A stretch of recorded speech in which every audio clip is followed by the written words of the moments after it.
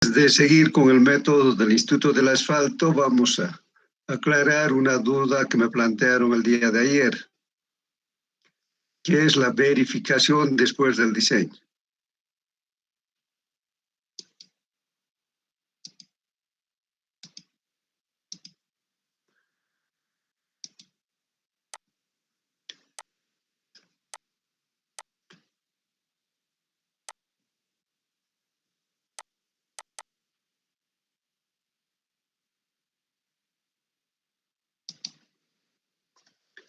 Entonces, el otro día nosotros hemos sacado los espesores de la carpeta, de la base y la subbase. De la carpeta,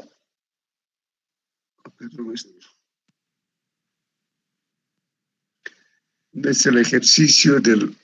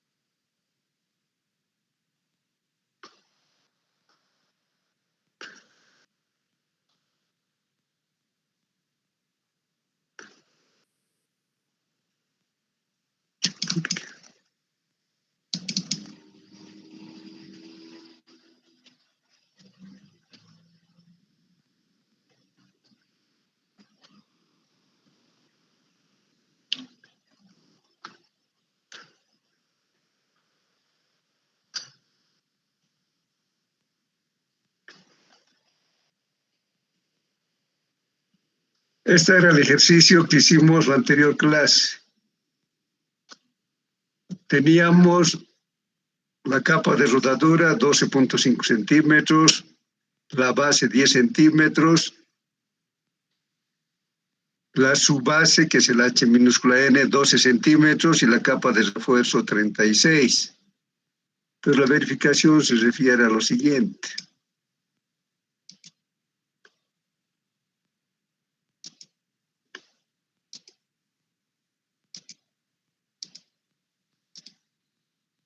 La primera ecuación que decía que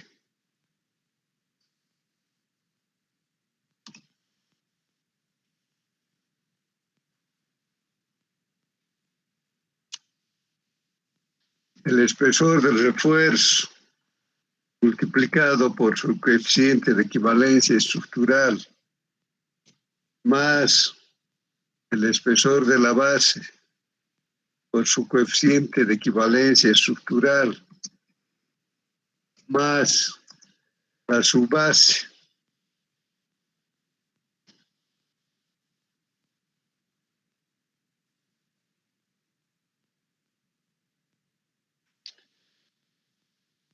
por el coeficiente de equivalencia estructural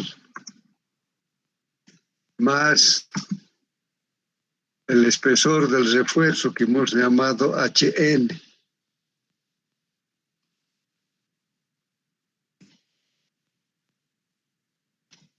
Multiplicado por el coeficiente de equivalencia estructural de la capa de refuerzo. Debe ser mayor o igual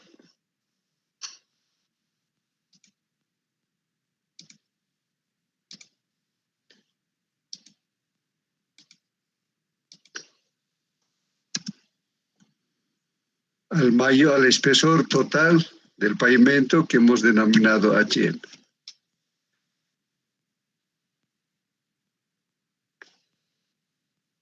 Entonces verificamos con esto.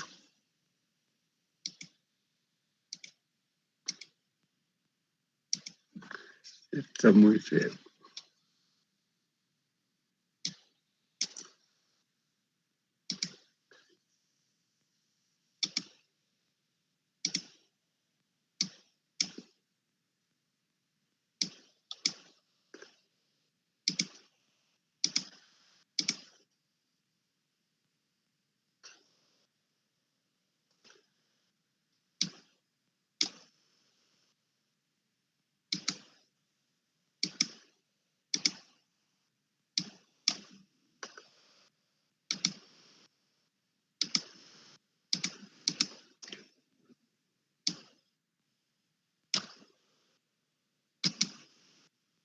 Entonces hemos dicho 12.5.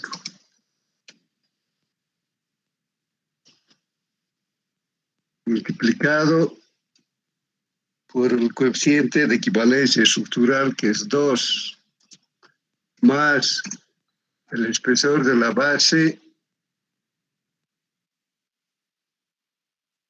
que es 10. Su coeficiente de equivalencia estructural es 1, más el espesor de la subbase, es 12. Y el coeficiente de equivalencia estructural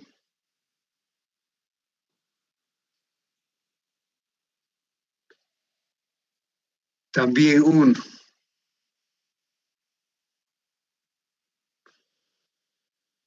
Solo porque se sepa es lo que se hace, estoy anotando el 1. Más el espesor del refuerzo, que es 36. Y su coeficiente de equivalencia estructural es 0,94.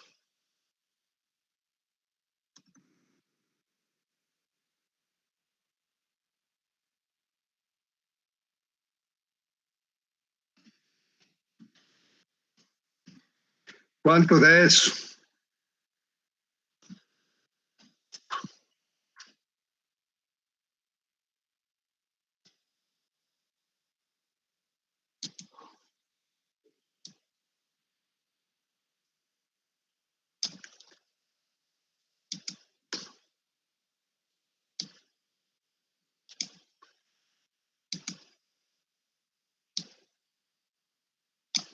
$80.84, Inge.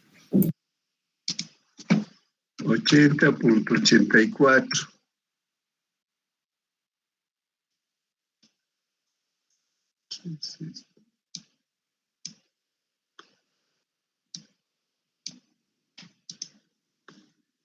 ¿Y cuánto es HM?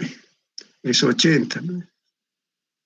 Entonces tiene que ser mayor o igual.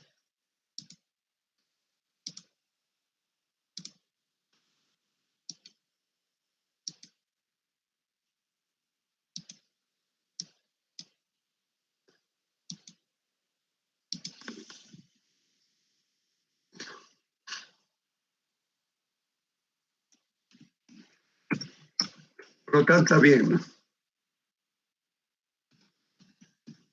Entonces esa era la verificación que faltaba, ¿no? Es aplicar la ecuación principal del método con los espesores calculados y sus coeficientes de equivalencia estructural. Si fuera menos, tendríamos que hacer una corrección.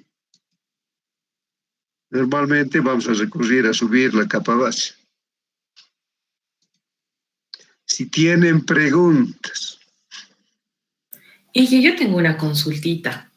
Claro. Estaba revisando los videos y los ejercicios que hicimos y yo quería saber el tema de cuando usamos la ley de cargas, a veces usted, digamos, en 1RS pone 6, a veces 7, en 1RD se pone 10, 11, no sé bajo qué criterios se van cambiando esos parámetros. Claro, es que la realidad es esa, ¿no? La ley de cargas nos marca el máximo. Además, la ley de cargas nos da un máximo en los tractocamiones o semirremolques de 45. Entonces, de hecho, no podemos ponerle a cada eje lo que dice la ley de cargas, porque ahí sumaríamos, digamos que es un simple, un tándem y un trídem.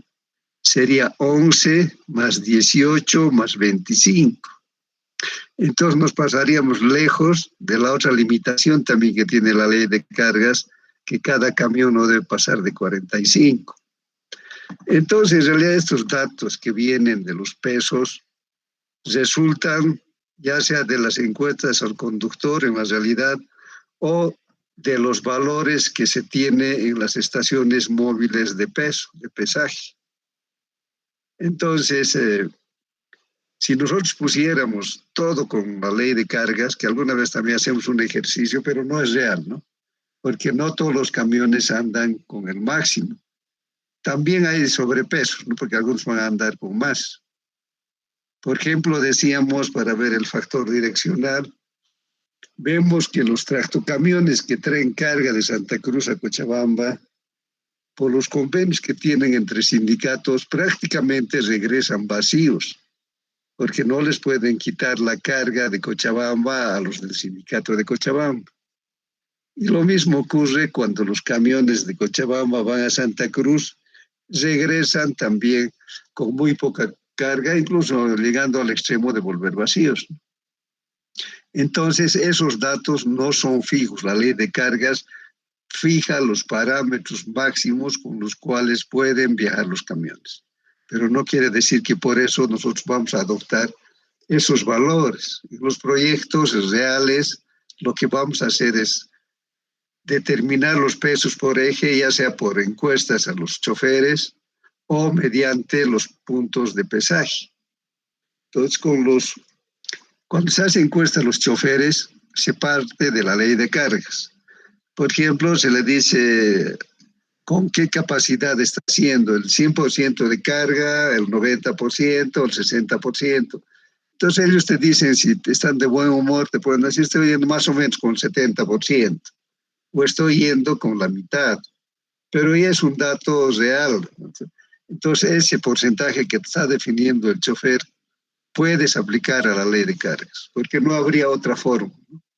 Entonces en caminos departamentales, digamos, o si son municipales, peor, no vamos a poder hacer conteo de pesos, solo hacemos conteo del número de vehículos o de camiones. Por eso es que esos valores yo los pongo aleatoriamente. En el caso de los tractocamiones, un poco compatibilizo con el máximo permitido por la misma ley de cargas. Si hay otras preguntas. Inge, buenas tardes. Tengo una consulta respecto al método DNIT. Es la siguiente. Por ejemplo, si a la hora de diseñar la parte de los espesores por este método, sacamos un revestimiento, bueno, un espesor R de nuestra carpeta de 10 centímetros y tenemos, por ejemplo, un coeficiente estructural de 2 y a esto, por la primera verificación, para hallar la base, el espesor de la base, usualmente se multiplica por su mismo coeficiente y se lo iguala al H sub 20. Estaba realizando un ejercicio y da la casualidad de que H20 es igual a 20 centímetros. Y como verá a la hora de hacer la igualdad, la base, la base me sale mayor o igual a 0. Eso he tratado de revisarlo varias veces y me sigue saliendo eso. ¿Eso implica que no necesitamos base o cómo podría interpretar ese resultado? Ese sería un ejemplo, ¿no? Lo que es realidad es que a veces da valores inferiores a 10, ¿no? Pero no podemos poner bases menores a 10 por razones constructivas. Entonces, el mínimo espesor de cualquier capa granular, ya sea su base o base, es 10 centímetros. Porque si no, al compactar, en vez de compactarse, el material se molería. Entonces, el material quedaría más bien inutilizado, ¿no? Pero eso de que salga 0 querría decir que has adoptado un valor de carpeta muy alto, ¿no? Claro, eso también estaba viendo la posibilidad de reducirlo. Sin embargo, claro, como está en la normativa de la DNIT, cuando nos dice que básicamente nuestro tránsito está entre 10 millones y 50 millones, se toma un valor de 10 centímetros, ¿no? Entonces, esa era más o menos la observación que tenía. No sé si a partir de eso podría reducirlo también. Se puede reducir. Aquí estos métodos empíricos tienen múltiples soluciones, porque automáticamente cuando disminuyes la carpeta, va a subir el espesor de la capa base, como el AISTO, ¿no? Porque el AISTO da a veces espesores exagerados de la carpeta, ¿no? Entonces recurrimos al mínimo, o sea, bajamos el valor que nos da el cálculo. Entonces, en realidad los métodos empíricos se aplican a criterio, ¿no? Entonces, lo que tenemos que cuidar siempre es que la carpeta tenga un espesor que le permita absorber los esfuerzos de tensión que se presentan en la base. Y el espesor total tiene que ser suficiente para soportar los esfuerzos para que a la subrasante lleguen con un valor bajo. Entonces, dentro de eso, como son métodos empíricos a criterio, uno puede disminuir, ¿no? Lo que normalmente en la carpeta nunca se hace es aumentar, porque es la capa de mayor costo. Podemos aumentar la base, la subbase, etc. En tu caso, por ejemplo, había que revisar lo que estaría muy sobredimensionado sería la carpeta, ¿no? Para ese caso particular. Si sale cero la base, entonces. En algunos casos puede ser la subbase, por ejemplo, podría ser cero. Porque un suelo, por ejemplo, que tenga 20 de CBR, si tenemos una subrasante con 20 de CBR, no necesitamos su base, directamente hay que ponerle capa base. Otras preguntas. Inge, y en ese caso, entonces, ¿podría reducir de la carpeta de un espesor de 10 centímetros hasta el siguiente, que es 7.5, ¿no? Porque 7.5 ya sería para tráficos menores a 10 millones, y no es el caso del ejercicio que he realizado, porque tengo 23 millones. Entonces, ¿podría reducir la capa de 10 solo hasta antes de llegar a 7.5? Claro, pero yo no sé cómo has sacado, pero para 23 millones, ¿cómo tendría que darte con base? En algo te estás equivocando, ¿no? Eso he tratado de revisarlo, Inge, igual lo he programado y me sigue saliendo ese valor. No, pues si tu tráfico es 23 millones, no sé. Inge, Sí, adelante. aumentando a lo que estaba preguntando la compañera, quizás la compañera el HS20 lo calculó con CBR30. A veces cuando calculamos con eso sale un H20 un poco menor, ¿no? Si es que va a calcular con un CBR de 20 va a salir un poquito mayor y con eso yo creo que le cumpliría. Eso igual. Sí, eso es la condición para el DNR, es que nunca la subbase debe ser mayor ni menor de 20.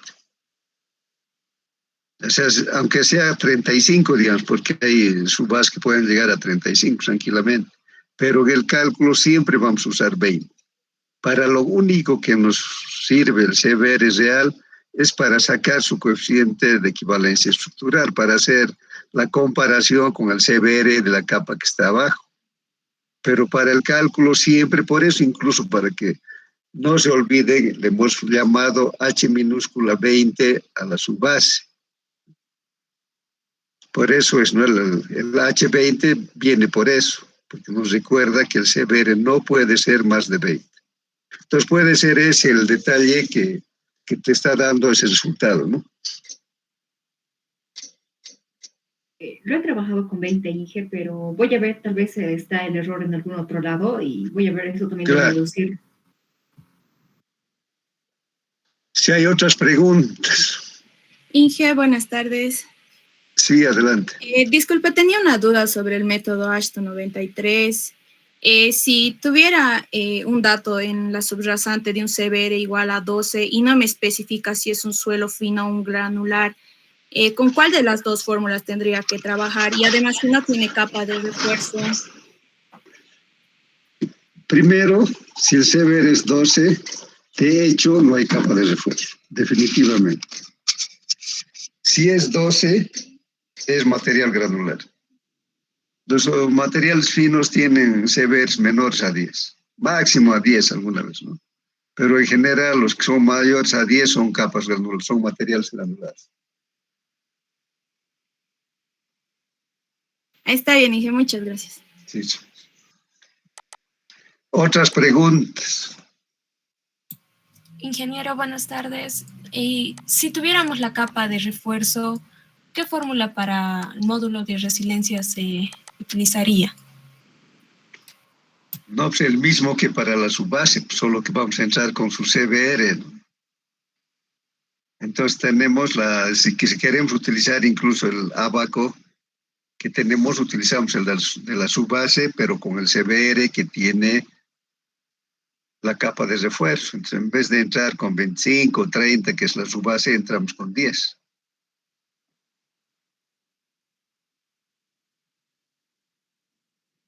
Inge, para la carpeta, también para sacar el de suelos finos, hay una fórmula igual que es 1500 por el CBR y nosotros hemos utilizado de 2555 por el CBR elevado a la 019 creo que es. ¿Cuál de los Pero, dos tenemos que utilizar? La primera ecuación que me has dicho está en P6, ¿no? Sí. Y la segunda creo que está en megapascales. No, también es en PCI 2555 por el CBR elevado a la 0,64. Van a utilizar esa ecuación porque la otra es una ecuación, la primera que hicieron, ¿no? Que es una relación muy sencilla, ¿no? Dice 1500 por el CBR. Si fuera 6 sería 9000, digamos, ¿no? Si fuera 4 sería 6000. Entonces la segunda ecuación, que es logaritmo natural, esa van a utilizar. Ya, Inge, gracias. Otras preguntas.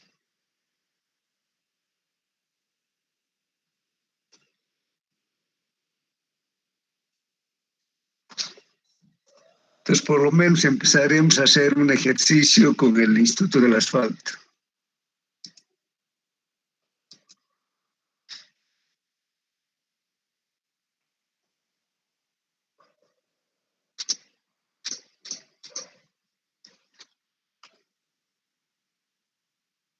Les voy a poner este ejemplo en el tablón para que me vayan siguiendo.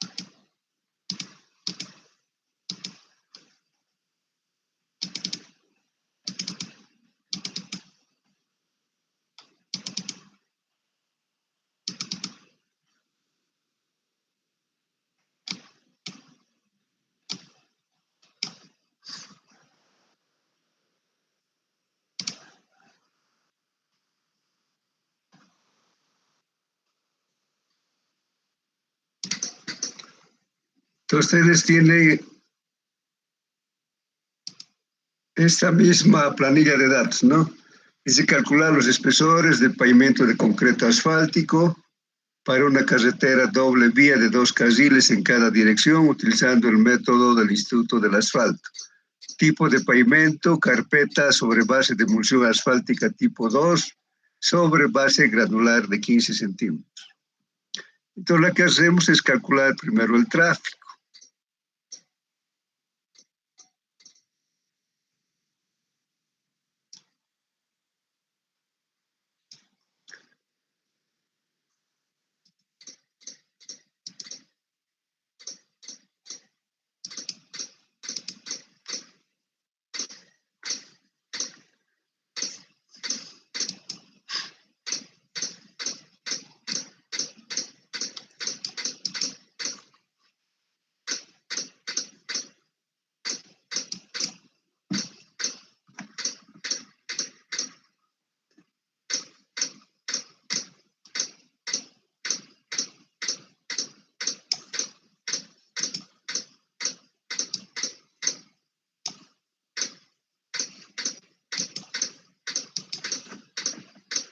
Vamos a llamar LEPS también igual que en el instituto, en el método AST.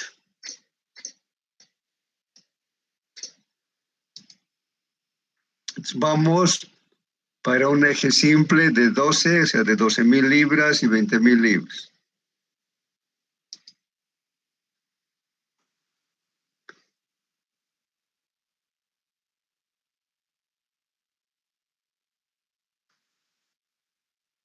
Ustedes tienen esta tabla también de factores equivalentes en el texto.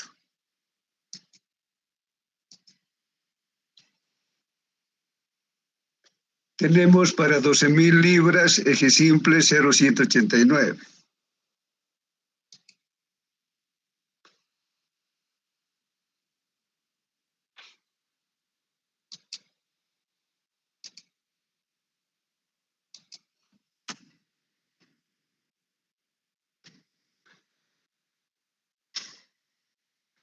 Para 20.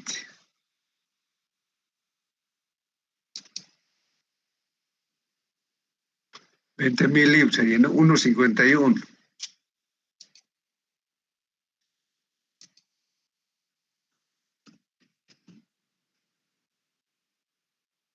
Para 14.000 libras sería 0,36.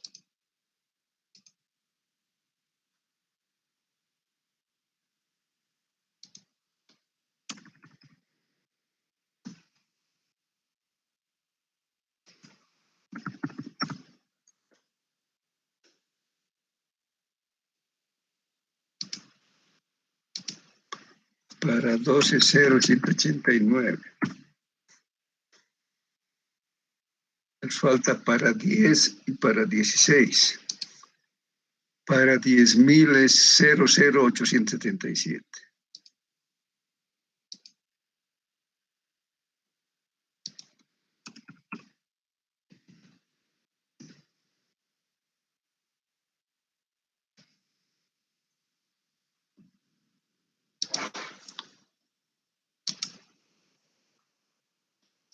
Nos falta para 16.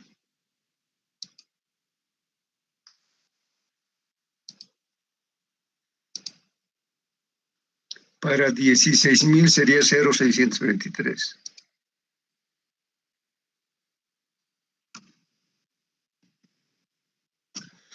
Váyanme indicándome para tándem de 20.000 libras, ¿cuánto?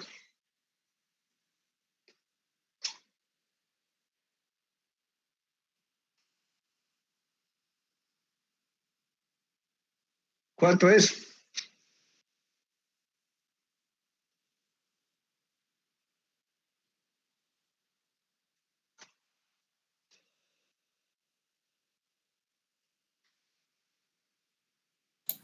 Cero 121 es. 0,120. Este es un camión raro, ¿no? Tiene eje delantero también tanto. Para 32 tándem.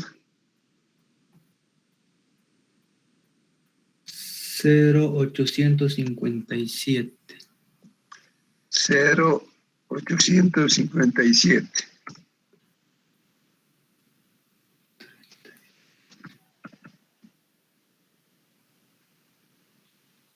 Para el 36, 1,38.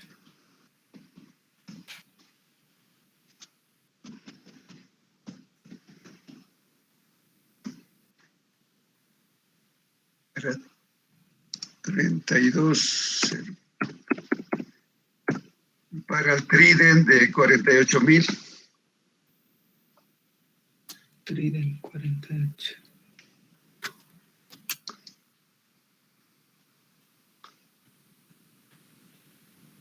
$1,033. Nos falta el tándem de 30. 0,658. El procedimiento es igual que el del Aston. Lo que vamos a hacer ahora para el factor de camión es sumar los factores equivalentes.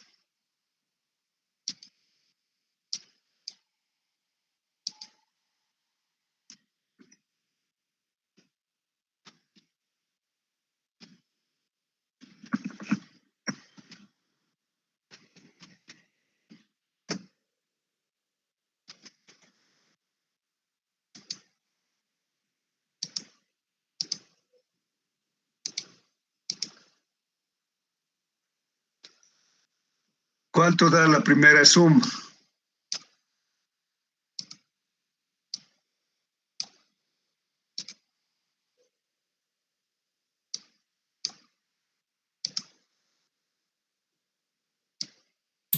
Ceros 1,699. 1.699. El segundo,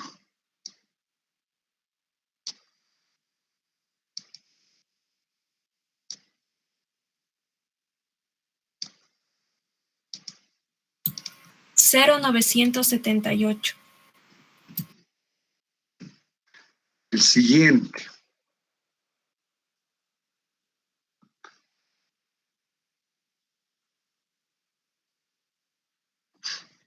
1,74.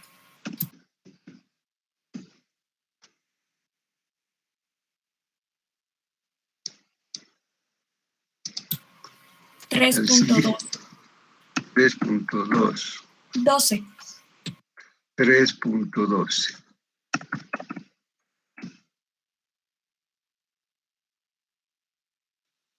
El siguiente, 1,88. y el último,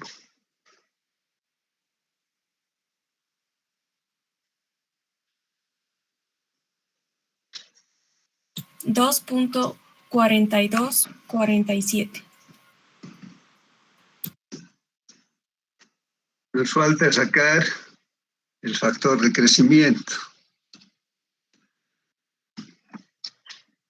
Tenemos un periodo de diseño de 20 años.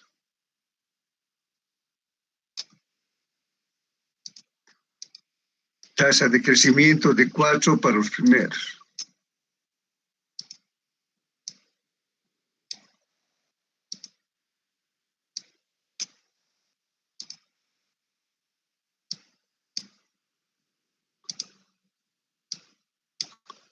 ¿Cuánto leen en la tabla, ya sea de la AST o con la fórmula?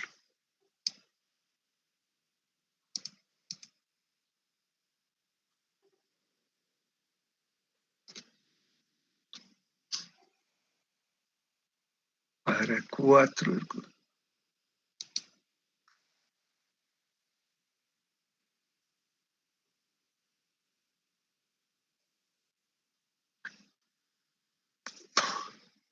Para 4 sería 29,78, ¿no?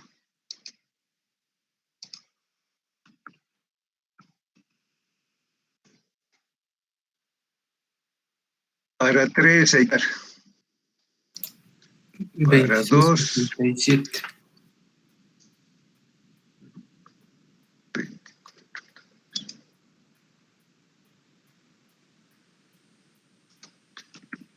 ¿Cuánto es para 3? 26,87. 26,87.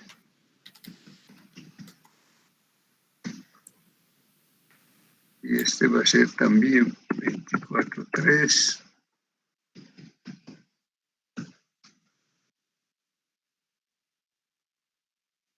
Podemos sacar directamente los ex equivalentes, nos podemos saltar el paso de tráfico de diseño.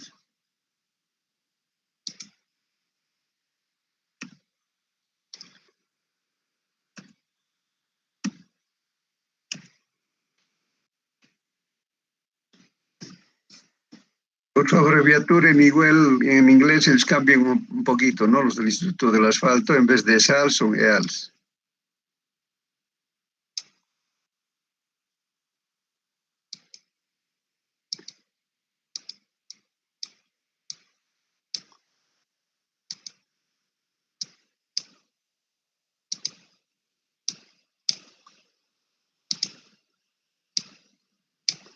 Entonces ha de ser 365 por los 365 días que tiene el año, por 525, el tráfico de cada día, por el factor de camión y por el factor de crecimiento.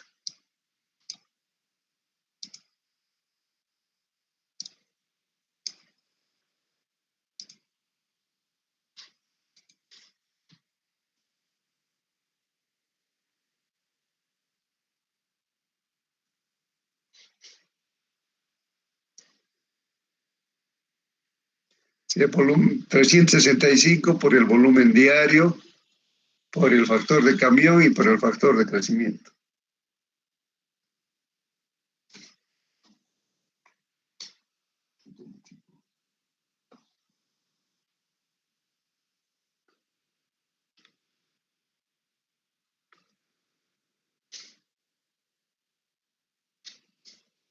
$9,695,501. ¿Está bien eso? Sí.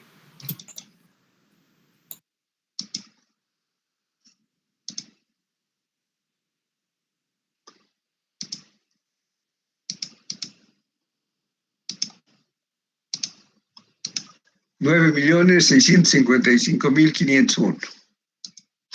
El siguiente.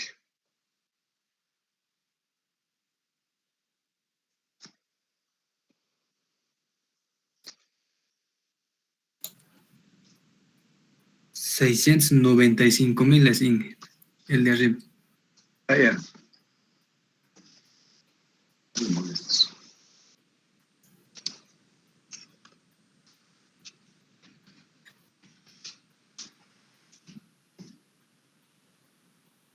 ¿Está bien?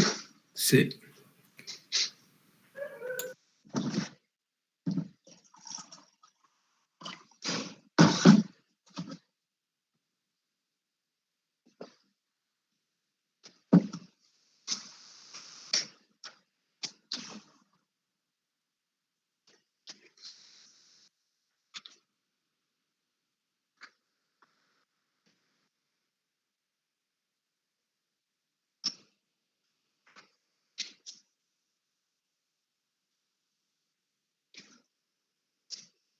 ¿Cuánto sale?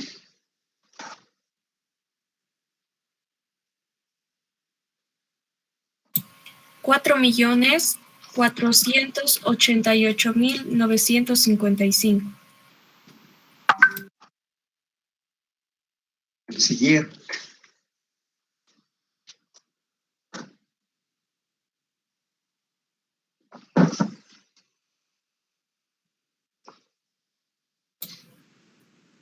Es 5,085,411. Siguiente.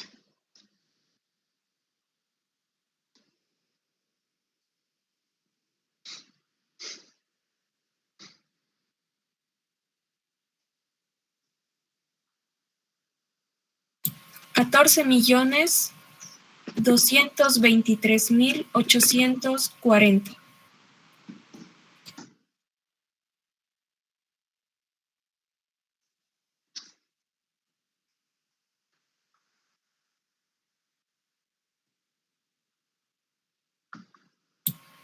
11,805,659. Bien.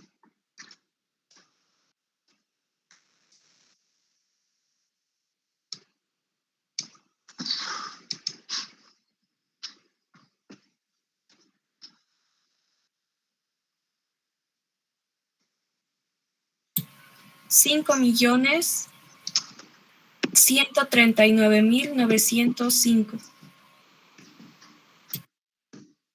Sacamos la suma.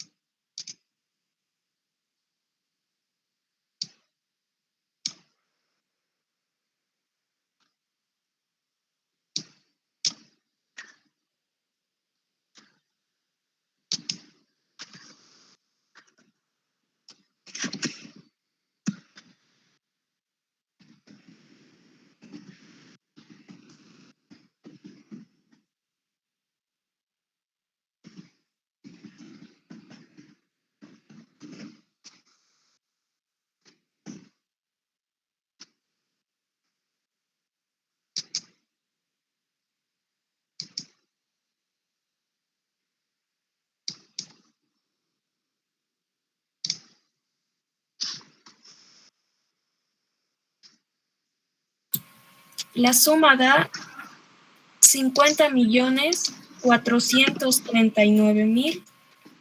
50 millones, Inge. 50 millones. 439.271. Ese es el total del tráfico en ambas direcciones y en los 6 carriles. ¿Cuánto va a ser el porcentaje de camiones en el carril de diseño? Hemos dicho que tiene doble vía de 2 carriles en cada dirección. Tenemos una tabla para eso, pero que multiplicando más o menos da lo mismo que del Ashton.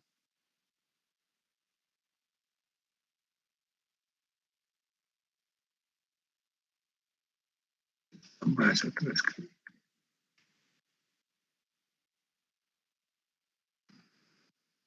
Son 4 carriles, sería entre 35 y 48, el valor recomendado sería 45%, o sea, 0,45. 50 por el factor direccional y 0,9 por el factor de carril.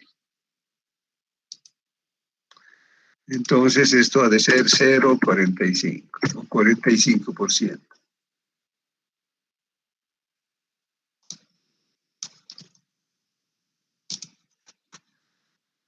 Y que ese total de ejes equivalentes es 50.439.906. A ver, dígame, Es lo 50 mismo, millones 439.906. 906. Eso hay que multiplicar por 0,45 para los edades de diseño, ¿no?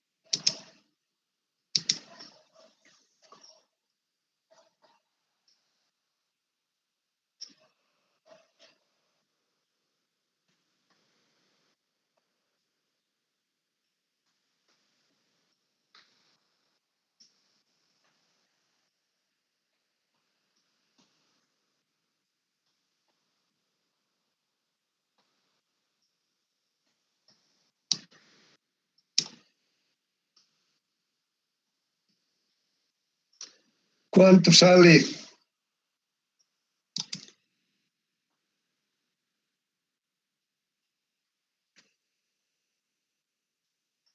$22.697.958.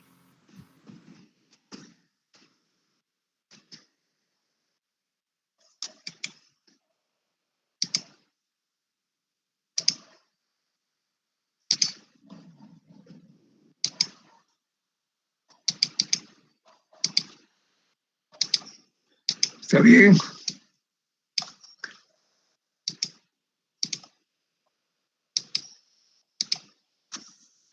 Entonces, con ese trabajo, con ese valor de los ex equivalentes, vamos a hacer el diseño. Si tienen preguntas, lo que tenemos que apresurarnos es en el programa DIPAF. ¿Cuántos han pagado? Creo que no llegan ni a 20. Pero de todas maneras, los que han pagado ya pueden escribir desde la computadora donde van a instalar la llave a los correos que les he mandado. Les van a mandar la llave y yo mañana les voy a poner el manual de instalación, el manual de uso del DIPAF.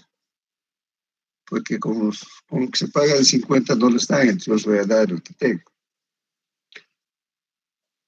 Entonces mañana, ya saben, tienen que estar 15 minutos antes en la puerta del edificio académico. La única puerta de entrada es de la Oquendo Jordán.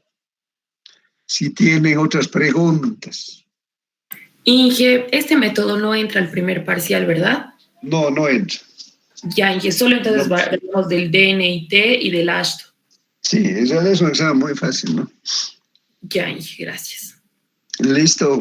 Otras preguntas. Si no quedamos ahí, de un ratito los que van a aeropuertos van a hacer la prueba teórica, ¿no? Buenas tardes. Una Sí, pregunta. adelante. Adelante. En el caso de que yo tenga MR, en la adscripción he encontrado 3 abacos para hallar A2. Tengo que tomar el que dice granular, porque hay otro que dice pavimento flexible. ¿Cuál de los dos tomaría? Es que a mí me he confundido en el abaco. ¿Para calcular cuál?